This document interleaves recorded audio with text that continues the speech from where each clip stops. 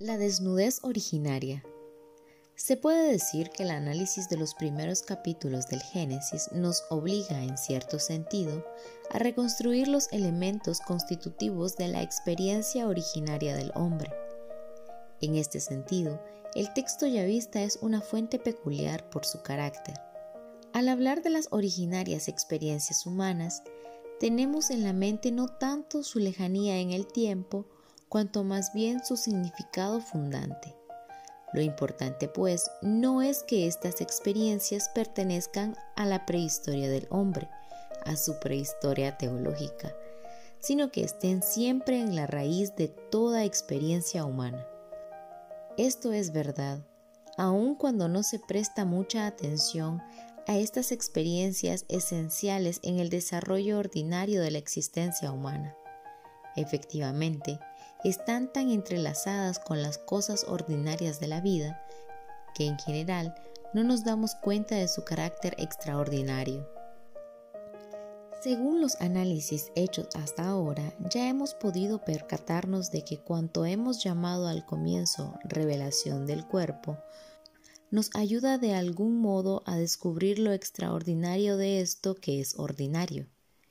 Esto es posible porque la revelación, esa originaria revelación que encontró expresión primero en el relato yavista Génesis 2:3, después en el texto Génesis 1, tiene en cuenta precisamente estas experiencias primordiales en las que aparece de manera casi completa la originalidad absoluta de lo que es el ser humano varón-mujer, esto es, en cuanto hombre a través de su cuerpo.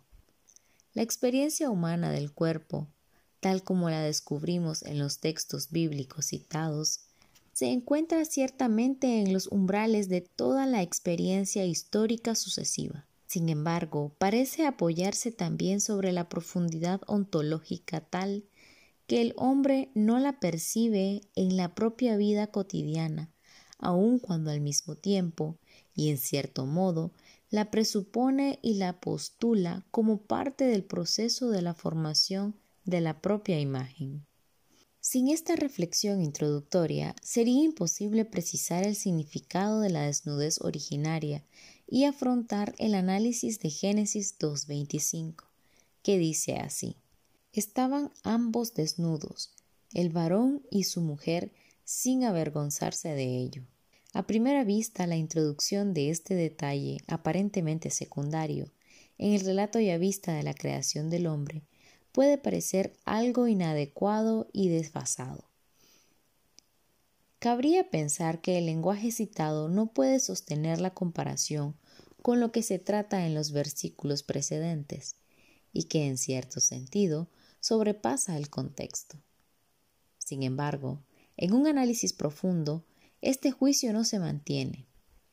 Efectivamente, Génesis 2:25 presenta uno de los elementos clave de la revelación originaria, igualmente determinante que los otros textos genesíacos 2:20 y 2:23, que nos han permitido ya precisar el significado de la soledad originaria y de la unidad originaria del hombre. Se añade a estos como un elemento tercero, el significado de la desnudez originaria, claramente puesto en evidencia dentro del contexto, y lo cual, en el primer esbozo bíblico de la antropología, no es algo accidental. Al contrario, es precisamente la clave para su comprensión plena y completa. Es obvio que precisamente este elemento del Antiguo Testamento bíblico dé a la teología del cuerpo una aportación específica, de la que no se puede prescindir en absoluto. Nos lo confirmarán los análisis ulteriores, pero antes de comenzarlos me permito observar que el propio texto Génesis 2:25 exige precisamente unir las reflexiones sobre la teología del cuerpo con la dimensión de la subjetividad personal del hombre. En este ámbito, efectivamente, se desarrolla la conciencia del significado del cuerpo. Génesis 2:25 habla de ello de manera mucho más directa que otras partes de este texto yavista, que hemos definido ya como primer registro de la conciencia humana.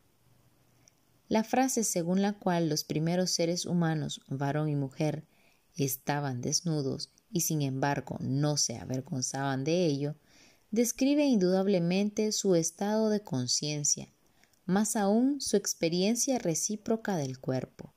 Esto es la experiencia por parte del varón de la feminidad que se revela en la desnudez del cuerpo y recíprocamente la experiencia análoga de la masculinidad por parte de la mujer. Al afirmar que no se avergonzaban de ello, el autor trata de describir esta experiencia recíproca del cuerpo con la máxima precisión que es posible. Se puede decir que este tipo de precisión refleja una experiencia base del hombre en sentido ordinario y precientífico, pero corresponde también a las experiencias de la antropología, y en particular de la antropología contemporánea, que se vuelve justamente en las llamadas experiencias de fondo, como la experiencia del pudor. Al aludir aquí a la precisión del relato, tal cual era posible al autor del texto yavista, somos introducidos a considerar los grados de experiencia del hombre histórico, cargado con la herencia del pecado. Pero esos grados de experiencia arrancan metodológicamente del estado de inocencia originaria.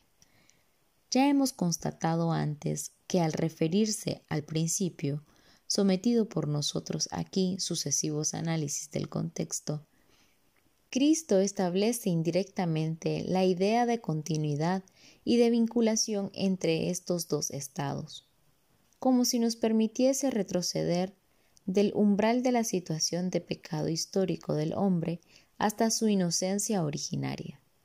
Precisamente Génesis 2:25 exige de manera especial pasar ese umbral.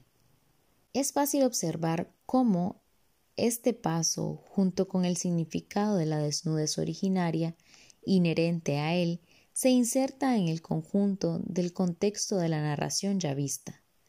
Efectivamente, después de algunos versículos, escribe el mismo autor: abriéronse los ojos de ambos, y entonces, viendo que estaban desnudos, cosieron unas hojas de higuera y se hicieron unos cinturones. Génesis 3:7. El adverbio entonces indica un momento nuevo y una nueva situación que siguen a la ruptura de la primera alianza.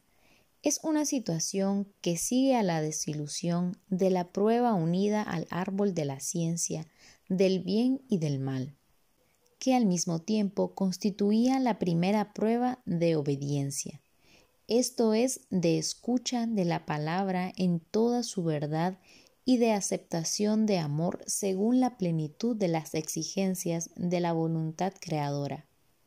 Este momento nuevo o situación nueva engloba también un contenido nuevo y una calidad nueva de la experiencia del cuerpo. De modo que no se puede decir más: estaban desnudos, pero no se avergonzaban de ello. La vergüenza, por lo tanto, es aquí una experiencia no sólo originaria, sino de límite. Por esto es significativa la diferencia de formulaciones que separa a Génesis 2:25 de Génesis 3:7. En el primer caso, estaban desnudos pero no se avergonzaban de ello. En el segundo caso, se dieron cuenta de que estaban desnudos.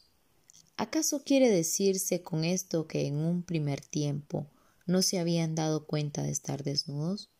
¿Que no sabían y no veían recíprocamente la desnudez de sus cuerpos? La transformación significativa que nos testimonia el texto bíblico sobre la experiencia de la vergüenza, de la que habla aún Génesis, especialmente en Génesis 3:10-12, se realiza en un nivel más profundo del puro y simple uso del sentido de la vista. El análisis comparativo entre Génesis 2:25 y Génesis 3:7 lleva necesariamente a la conclusión de que aquí no se trata del paso del no conocer al conocer, sino de un cambio radical del significado de la desnudez originaria de la mujer frente al hombre y del varón frente a la mujer. Surge su conciencia como fruto del árbol de la ciencia del bien y del mal. ¿Quién te ha hecho saber que estabas desnudo? ¿Es que has comido del árbol que te prohibí comer? Génesis 3:11. Este cambio se refiere directamente a la experiencia del significado del propio cuerpo frente al Creador y a las criaturas. Esto se confirma a continuación por las palabras del hombre. Te he oído en el jardín y temeroso, porque estaba desnudo, me escondí. Génesis 3:10. Pero especialmente ese cambio que el texto yavista delinea de una manera tan concisa y dramática se refiere directamente acaso del modo más directo posible a la relación varón-mujer, feminidad-masculinidad. Deberemos volver sobre el análisis de esta transformación todavía en otras partes de nuestras reflexiones ulteriores. Ahora llegamos a ese límite que atraviesa la esfera del principio al que se remitió Cristo. Deberemos preguntarnos si será posible reconstruir, de algún modo, el significado originario de la desnudez, que en el libro del Génesis constituye el contexto próximo de la doctrina acerca de la unidad del ser humano en cuanto varón y mujer. Esto parece posible si tomamos como punto de referencia la experiencia de la desnudez, tal como está claramente presentada como experiencia liminal en el antiguo texto bíblico. Trataremos de hacer un intento de esta construcción de nuestras meditaciones siguientes.